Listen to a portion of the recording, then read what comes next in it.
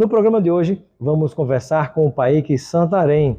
Ele é um dos coordenadores, um dos fundadores do movimento Passe Livre. Qual é a relação do movimento Passe Livre com as jornadas de junho de 2013? Qual foi a importância do movimento Passe Livre nas eleições de 2022? Tudo isso e muito mais, além da chance de que tenhamos o Passe Livre implantado em todo o Brasil, você vai acompanhar nessa entrevista de hoje. Seja bem-vindo, Paíque, aqui diretamente do Instituto de Política da Universidade de Brasília, onde você acabou de realizar uma palestra no ciclo de debates promovido junto ao Demodê e também ao BR Cidades.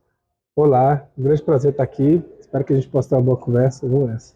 Prazer tê-lo conosco. E eu inicio pedindo que você explique para quem ainda não sabe o que é o Movimento Passe Livre.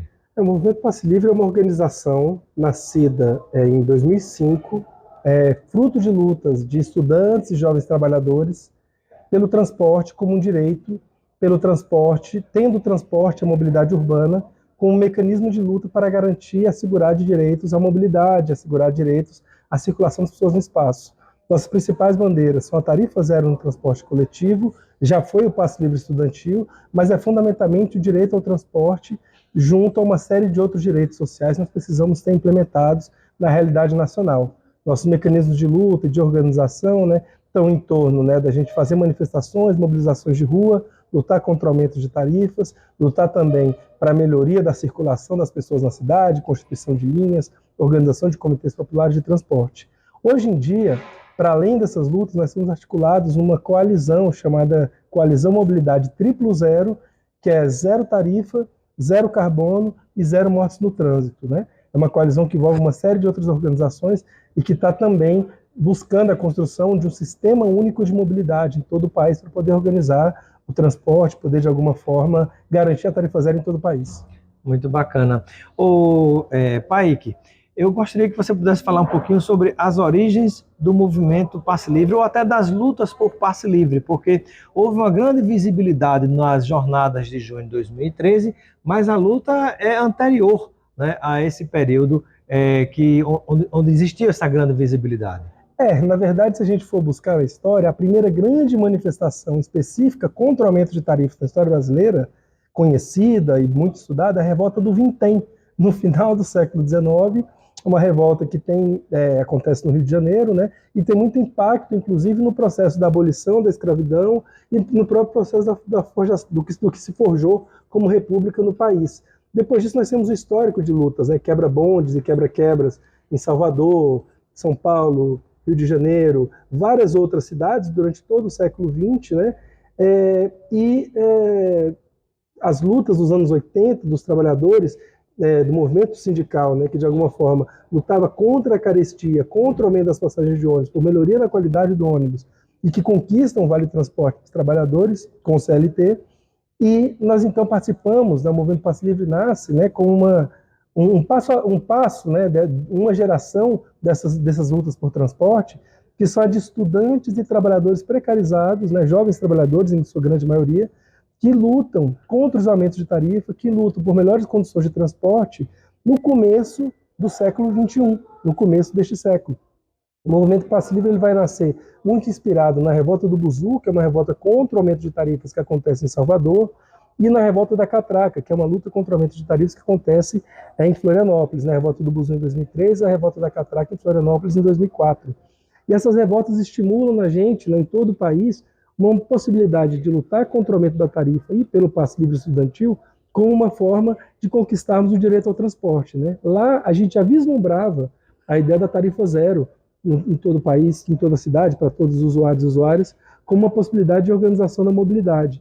E aí o que acontece é que o movimento Passe Livre vai se organizando a partir daí, fazendo lutas em várias cidades pelo passe livre estudantil e contra o aumento das tarifas, conhece mais profundamente a bandeira da tarifa zero, que gera um pouco o nosso horizonte, mas a gente conhece em profundidade essa bandeira a partir do que Lúcio Gregório, que foi secretário de Transportes da então gestão da Luiza Erundina no PT de São Paulo, entre 89 e 92, eu acho.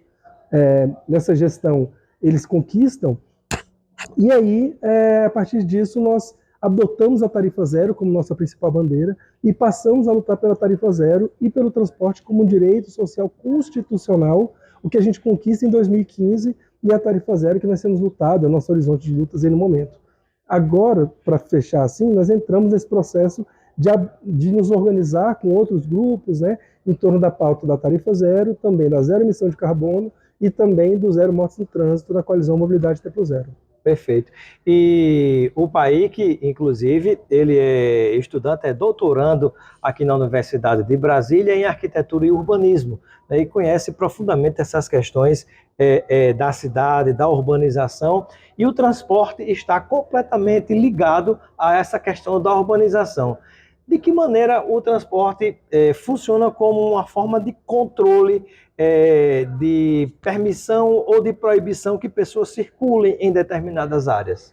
Na nossa leitura, né, e essa leitura que também foi desenvolvida nos estudos acadêmicos, o transporte coletivo ele é vendido, né, ele é propagandeado como um mecanismo de dispersão, de encontro das pessoas na cidade, mas na prática, a organização dele por meio do cerceamento econômico, por meio da tarifa, que exclui muitas pessoas, por meio da má qualidade do mesmo, que afasta um tanto de outras pessoas de querer estar no transporte coletivo, e da ineficiência do mesmo, dele não atender a toda a demanda, né, que nós temos pelo transporte, a todo o desejo de circular que as pessoas têm na cidade, ou toda a necessidade de circular que as pessoas têm na cidade, ele não atende a isso. Ou seja, se o transporte servisse para o encontro, ele serviria muito mal, ele era muito incapaz, né? Então, normalmente a gente fala, não, o transporte ele é feito por pessoas incapazes, né? Ele não consegue executar a sua tarefa. Os estudos que a gente tem visto recentemente mostram que não, que o transporte ele foi montado, né, em 3 dimensões que se articulam, né, na cidade, para garantir uma segregação. Ele foi feito de forma que a população negra, né, e a gente pega ali a montagem do transporte no começo do século passado, período pós-escravidão, né, a população negra não conseguia se acessar nem circular pelos centros da cidade e fosse excluída para as periferias e tivesse o transporte só para ir e voltar ao trabalho em momentos muito determinados. Inclusive, depois que acabou, pelo menos do ponto de vista formal, a escravidão, né, os negros que eram considerados, os negros escravizados que eram considerados um nada, né, se tornaram depois alguma coisa, mas sem nada, porque a eles não foi dado terras, educação, né, possibilidades de construção, de transformação das suas vidas, né? Houve uma libertação, mas sem uma condição de que a liberdade real pudesse ser construída, né? E aí foram para as periferias, né, que passou a se chamar posteriormente favela, hoje as comunidades, né, onde se amontoaram e tentaram formas de conseguir sobreviver, né? E essas pessoas não tinham capacidade, o ônibus não chegava até a casa delas, ou quando chegava num horário determinado. Pessoas que trabalham também assim, né, negros e brancos que trabalham, para circular também tem um horário certinho. Você tem muita oferta de ônibus na hora de ir para o trabalho, muita oferta de ônibus na hora de voltar do trabalho, né? Muito assim, né? Você tem um tanto de oferta. No horário formal oficial, no horário né? formal, isso. Para quem não trabalha com CLT autônomo é pior ainda. Mas no final de semana, na madrugada, em outros horários, não tem oferta de transporte. Então o transporte também serve para controlar a ida para o trabalho, serve para controlar a circulação na quebrada, né? Para se controlar a circulação Inclusive as suas possibilidades até de lazer, né? Quando você consegue ter um tempo para isso, né, gera uma grande dificuldade, porque até certa hora da noite, por exemplo, você não tem mais ônibus, e é uma redução de frotas no país inteiro, né, em relação a finais de semana. E ainda tem que pagar um extra, né? Se o cinema vai custar 30, 20 reais ao ingresso, 10 que seja, você tem que somar isso, o valor de toda a família pagar o ônibus para ir junto, né? E para mulheres é pior, porque as mulheres, elas normalmente fazem mais trajetos. Faz o trajeto do filho, né, de levar o filho, faz o trajeto das compras, faz o trajeto do trabalho, nessa tripla jornada das mulheres. Como é a tripla jornada, você tem triplicado a necessidade das mulheres de fazer a mobilidade. Então, o transporte para as mulheres, que são um setor que também tem menos emprego e os salários são menores, a mobilidade é mais cara para as mulheres ainda, né? Então, o transporte ele realiza controles, ele realiza dominação na circulação sobre a classe trabalhadora, sobre a população negra, sobre as mulheres, sobre a população periférica. Ele é um mecanismo que vende liberdade, mas executa prisões, executa controle.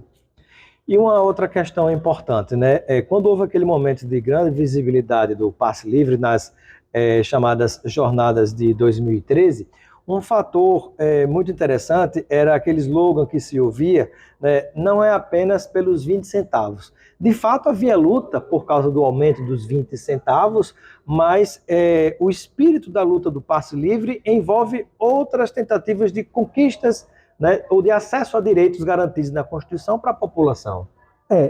Nós temos uma leitura até desse processo, assim, né? A luta pelo passe livre, a luta pela livre circulação na sociedade, ela envolve muita vontade nossa, ela envolve a nossa vontade de poder ser livre no mundo que nos aprisiona, né? Como a gente já tinha colocado, né? Então, assim, a luta do movimento não é só por 20 centavos. Mas em alguns momentos a gente tem que fincar em pautas, né? O pessoal que é do movimento sindical sabe, né? Quando está na luta da database, quando está na luta do reajuste, tem um foco, tem que lutar por aquele reajuste, tem que lutar, né, por aquela ampliação, né? Então, naquele momento, nós entendíamos, né, que assim, que nós devíamos lutar para barrar aqueles 20 centavos, porque aquilo ia abrir poder para a classe trabalhadora, ia abrir poder para quem estava lutando, para poder conquistar outras coisas. Então era por 20 centavos, mas não era só por 20 centavos. Mas o que nós conquistamos naquela ocasião, né, foi baixar a tarifa e dali poder discutir o transporte como direito, a tarifa zero, poder discutir outras coisas. Eu acho que a gente tem que saber, como lutador, lidar com essas duas dimensões, né? Não cair em armadilhas. Sem dúvida, né? E antigamente, não tão antigamente, relativamente recente, quando se começou a falar, pelo menos no Brasil, nessa questão da possibilidade de um passe livre, para muitos parecia uma loucura, pareceria uma utopia, algo impossível. Mas hoje já há tantos subsídios dos empresários que são gestores do transporte público, que são concessões, né, que me parece que talvez esteja mais perto do que se imagina que o passe livre se torne uma realidade. Às vezes, aliás, já é uma realidade em alguns lugares do Brasil. É isso, o transporte está em crise, né? Essa ideia de que só o passageiro paga e gera fonte de lucro para os empresários está em crise. E até assim, o que a gente pega e observa quando a gente olha o transporte é que de 10 anos para cá, nós passamos de algumas cidades com tarifa zero para coisa de 70 cidades com tarifa zero e um monte de capitais discutindo implantar. A tarifa zero é o que o nosso camarada militante da Coalizão Mobilidade 00, Daniel Caribé, fala. A tarifa zero hoje ela é incontornável no debate do transporte. O aumento de subsídio, a dificuldade das empresas de explorar os trabalhadores, né? A migração para o Uber de muita gente, a migração para os aplicativos, né? O próprio rombo que as empresas tiveram da Covid, fez que o transporte se transformasse em sustentável agora cobrando dos usuários. Então aí começaram os subsídios a aparecer e junto com os subsídios começou a aparecer o horizonte da tarifa zero. Por quê? Porque aquilo que nós apontávamos lá atrás se efetivou. Do jeito que o transporte estava organizado, está organizado ainda hoje em grande parte, que é cobrar dinheiro do usuário para dar dinheiro para o dono da empresa de transporte, desse jeito ele vai colapsar. Ele está colapsando e a tarifa zero está aparecendo como uma alternativa óbvia, racional, execuível e que precisa, claro, de planejamento. Mas se você planeja o transporte com a tarifa zero, você consegue executar e trazer tudo de bom que ele traz, de melhoria do comércio, de serviços, da circulação na cidade, dos direitos, tudo melhora. Inclusive porque o próprio trabalhador, na hora que ele poupa, aquele que ganha um valor que às vezes é o mínimo para que ele sobreviva, não é o dinheiro que vai, entre aspas, lhe sobrar, que ele vai juntar esse dinheiro para viajar para a Europa, gastar fora. Não, ele vai direto para a economia local e esse dinheiro vai circular, vai ajudar a sustentar um pouco melhor a sua família, né? Porque aparentemente, para quem ganha um pouco mais, quem tem um pouco mais de condição financeira, talvez seja insignificante uma passagem de transporte, mas quando você multiplica por pelo menos 2 vezes por dia, multiplica por 30 dias no mês, né? E multiplica pela quantidade de pessoas na família que trabalham ou vão estudar, aí você já tem uma economia muito importante para quem ganha 1, 2 ou 3 salários mínimos, não é? Nós temos uma história bonitinha. Uma ocasião nós fizemos, numa mobilização por tarifa zero, nós alugamos um ônibus e fizemos um ônibus de linha tarifa zero para que o usuário que quisesse entrar, entrasse, e nós fizemos esse transporte gratuito. Uma senhora que entrou no transporte, estava conversando com um camarada nosso, quando chegou na rodoviária, ela falou, nossa, com esse dinheiro aqui que eu ia pagar a passagem, hoje eu vou poder comer um pastel e um caldo de cana. Eu estou há 2 meses tentando comer esse pastel e esse caldo de cana e o dinheiro está apertado. E hoje eu vou conseguir comer esse pastel e esse caldo de cana. A economia se movimenta, a pessoa vai trabalhar melhor, a pessoa, né, vai mais realizada, né? A própria fome, né, de vida, ela não se modifica. Assim. A tarifa zero ela muda muita coisa na economia ampla, na macroeconomia, porque ela aquece vários setores da economia, o comércio, mas modifica também afetos e carinhos, possibilidades e potencialidades na cidade, né? Então as pessoas podem fazer festas, podem fazer eventos, podem abrir comércios em outros lugares, porque as pessoas vão estar circulando. Ela muda muita coisa na cidade. Qual foi, antes de falar, né, sobre isso, né, sobre o que é que cada um de nós pode fazer para que o passe livre se torne uma realidade em todo o Brasil, né, que já é uma realidade em algumas cidades do nosso país, eu queria que você falasse um pouquinho, né, vamos falar também sobre a importância do passe livre nas eleições de 2022, mas eu queria que agora você falasse sobre possibilidades, caminhos para se chegar ao passe livre. Há, sem dúvida, diversos modelos. Algumas pessoas chegam a defender que, por exemplo, se estatize, né, as empresas de ônibus ou de metrô, onde não é estatizado, né, e você, a partir daí, você, digamos, assegure o passe livre. Outros defendem que o Estado financia a iniciativa privada para que ela garanta o passe livre para os estudantes e para os trabalhadores. Qual é o modelo que é proposto, é pensado, que se tenta idealizar a partir do movimento passe livre? Olha, o nosso modelo ele tem um conjunto de caminhos, eu vou listar aqui eles de forma muito sucinta. Primeiro, nós temos que ter um fundo municipal ou um fundo federal de transportes que seja composto por impostos progressivos, ou seja, cobrados da parcela mais rica da população, da classe A e A+, e esse imposto financie todo o transporte. Segundo, nós temos que ter uma ampla participação social no transporte, ou seja, por meio de conselhos, como é o SUS, como é o Sistema Único de Assistência Social, né? Uma democracia participativa, a população cobrando. Porque, assim, do ponto de vista institucional, já existem garantias na lei que dão espaço para que se conquiste o passe livre. Exatamente. A gente precisa que a população decida sobre o transporte, que ela possa opinar, e isso modifica as linhas, modifica a qualidade dos veículos, etc., né? Nós achamos que os trabalhadores e os trabalhadores têm que ter muitos direitos, os trabalhadores do transporte, né? Eles não podem ficar nessa instabilidade, ser um setor que adoece muito, tem que ser um setor com muitos direitos, muitas garantias, e os veículos têm que ser bons, tem que ser movido, né, de preferência, né, sem diesel, né, carros elétricos, de formas não poluentes e seguras. E mais econômicas, inclusive. E mais econômicas, exatamente, porque são mecanismos que poluem menos, são mais econômicos e melhoram a vida dos trabalhadores da cidade, são renováveis e tudo mais, né. Nós achamos também que a empresa que tem que operar o transporte tem que ser uma empresa pública. Uma empresa pública, ela garante melhores condições dos trabalhadores e, se você pega o histórico de lutas dessas empresas, e uma participação pública maior. Ou mesmo empresas autogestionárias. Existem casos, né, de fábricas autogestionárias no país, caso haja essa possibilidade de cooperativas, etc., mas cooperativas que sejam de fato dos trabalhadores, não essas cooperativas. Muitas das cooperativas de transporte, na verdade, são setores de milícias que se travestem de cooperativas, né? Existem cooperativas de trabalhadores, mas existem setores de milícias que fingem que são cooperativas. Essas nós não queremos.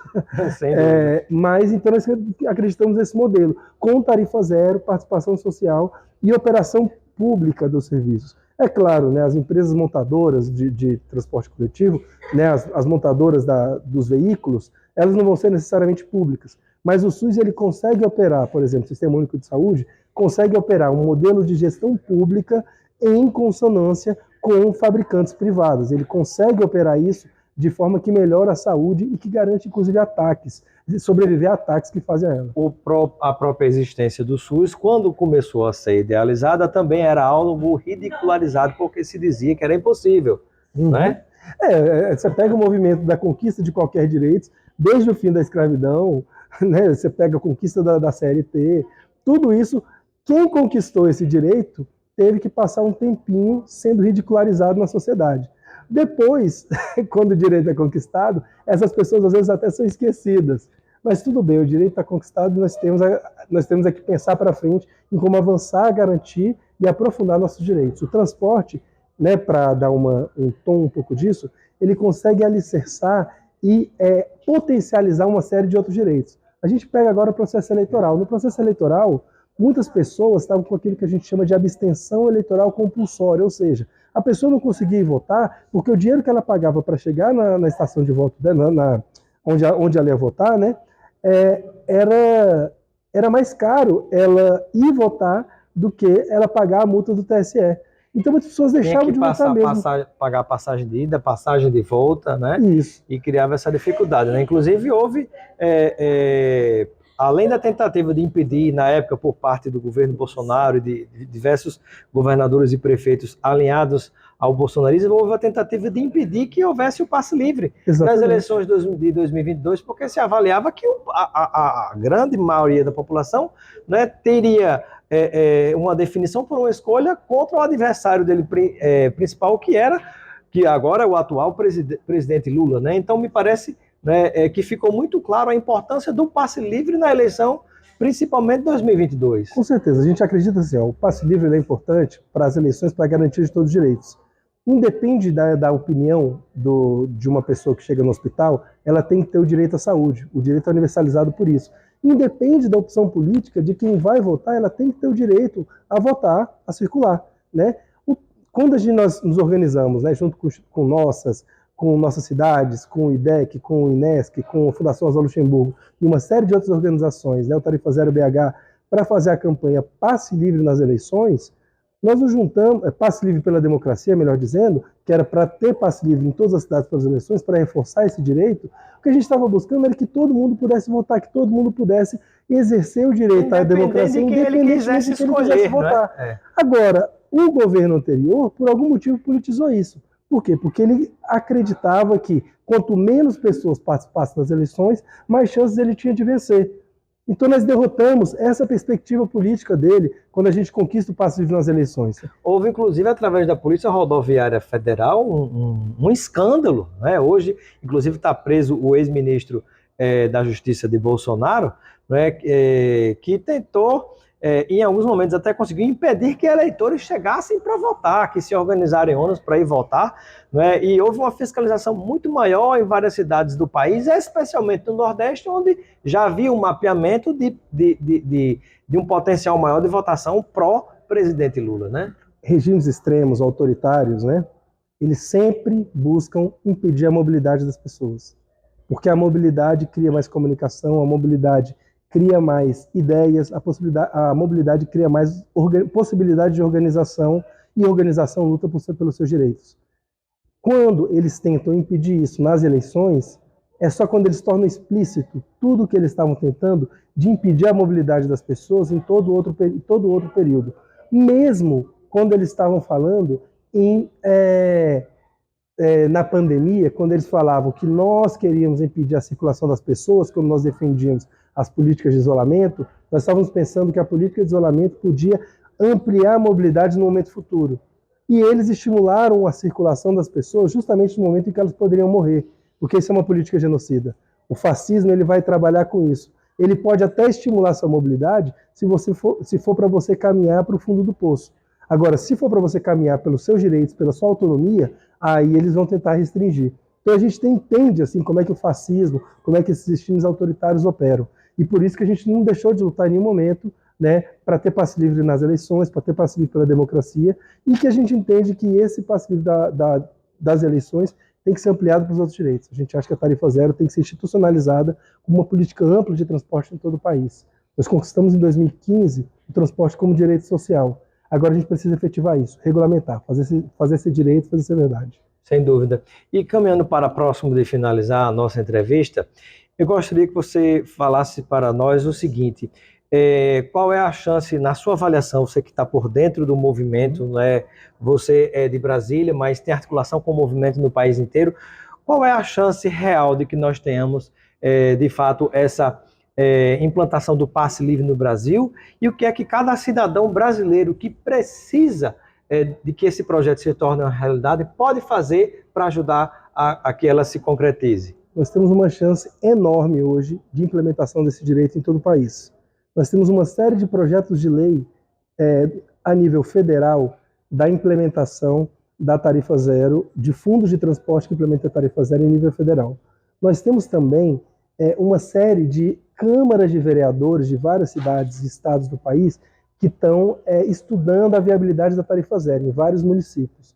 Nós temos também muitas prefeituras que criaram, e governadores distritais ou estaduais, que criaram grupos de trabalho para estudar propostas de tarifa zero. Nós estamos falando isso assim, além das 70 cidades que tem, nós estamos falando então de pelo menos mais 10 capitais que têm esses estudos, e um monte de câmaras de vereadores em uma série de outros estados, em uma série de outras cidades, em diversos estados que têm estudado isso no Brasil inteiro. Então nós temos hoje uma possibilidade real de implementação da tarifa zero nos municípios e um avanço, uma pressão sobre a legislação federal para isso acontecer. Além disso, nós temos inclusive as próprias empresas de transporte hoje ou pedindo falência para sair do setor, ou buscando subsídios e falando, olha, nós até aceitamos a tarifa zero. Setores que eram completamente contrários à tarifa zero estão defendendo como uma forma de socorro à sua como própria uma forma de sobrevivência, exatamente. Né? Então nós temos essa possibilidade aberta. O que cabe ao cidadão fazer? O que a gente acredita? Vem mais para cá, pai. Aí, pronto. O que cabe ao cidadão fazer? O que a gente acredita que deve ser feito? Pressionar essas autoridades, certo? Você tem que pressionar as autoridades, pressionar os vereadores, os deputados, prefeituras, etc., para a implementação da tarifa zero. Mas esse tipo de pressão, ele tem que ser feito, na nossa leitura, por meio de organização. Então a gente tem que organizar conselhos e comitês de mobilidade que sejam mais amplos do que esses conselhos de transporte nas suas cidades, né? Porque toda cidade que tem um conselho de transporte é um conselho de 10 pessoas, que são a maioria dos empresários, outra metade dos governantes e um ou dois participantes da população representantes. Nós achamos que tem que ter um monte de conselho de transporte em todas as cidades, por bairros, etc., conselhos grandes, com muita participação popular. Nós estamos estimulando, então, a criação desses conselhos de mobilidade. E aí a pergunta, né, quem quer criar conselhos de mobilidade nas suas cidades? O movimento Passe Livre pode, de alguma maneira, dar essa orientação, contribuir com sugestões de projetos de lei para aprovar nas câmaras municipais e fazer o Passe Livre? Com certeza. O movimento Passe Livre está à disposição de qualquer cidade que tenha interesse em criar conselhos de mobilidade, que tem interesse em pressionar para projetos de lei por tarifa zero. Nós, junto com a Coalizão Mobilidade 000, temos, além de um suporte de organização social, de perspectiva de como se organizar, temos também suporte de estudo, suporte técnico e suporte jurídico para a gente poder pensar como a mobilidade pode ser estruturada nas cidades. Então, assim, você que está tentando se organizar na sua cidade, né, lutar pelo transporte na sua cidade, vamos se juntar, seja no Movimento Passe Livre, ou em outra organização que você faça parte, na Coalizão Mobilidade 000, que é essa articulação mais ampla, para a gente poder conquistar o transporte como nosso direito. Essa é uma janela histórica, é uma possibilidade que a gente tem, e nós achamos que nós temos que aproveitar ela. E aproveitar ela vai ser um pouco de movimento, um pouco de energia nossa, um tanto de movimentação social e um tanto de mobilização para esse direito acontecer nessa janela democrática que nós temos. Muito bem. Eu quero agradecer a participação do PAIC Santarém. Estamos aqui direto da Universidade de Brasília, no IPOL, Instituto de Política. Eu, como pós-graduando, faço doutorado na ciência política aqui no IPOL. O PAIC, inclusive, é nosso colega, faz doutorado em arquitetura e urbanismo, né? Por isso ele conhece tão profundamente a importância e a ligação do transporte público com a urbanização e a construção da sociedade mais justa. Então, eu agradeço, PAIC, a sua participação e eu deixo o momento final para as suas despedidas, junto a todos aquelas que nos acompanham, né? Pode complementar com alguma informação que, porventura, a gente não tenha abordado aqui. Quero agradecer a você pelo convite, quero agradecer a todo mundo que está ouvindo a nossa conversa aqui, ou vendo a nossa conversa, né? E chamar todos e todas a gente se organizar e lutar junto, né? O Movimento Passe Livre diz que luta por uma vida sem catracas e não é só da boca para fora, né? Nós lutamos por uma vida sem catracas onde nós possamos conquistar nosso direito à circulação e, por meio do nosso direito à mobilidade, atacar todos aqueles setores, todos aqueles mecanismos que impedem a circulação, a nossa movimentação e a nossa liberdade. Então nós queremos chamar todos para essa organização, queremos nos juntar para poder conquistar esse direito. Nós vamos fazer agora, em junho do mês que vem, né, junho agora desse ano, um seminário chamado Terceiro Seminário Internacional Transporte como Direito, os Caminhos para a Tarifa Zero, do dia 13 ao dia 16 de junho, vai ser na Universidade de Brasília, Congresso Nacional. Vamos visitar uma experiência de tarifa zero na cidade de Formosa. Queremos convidar todos que estejam interessados em participar e quem não puder vir participar, que acompanhe pelo streaming, acompanhe pelos espaços de divulgação que nós vamos ter. Espero que a gente se encontre em breve por uma vida sem catracas. É nóis. Uma vida sem catraca é uma vida de liberdade. Né? Muito exatamente. bem. Obrigado, pai. Valeu demais. Valeu. Demais.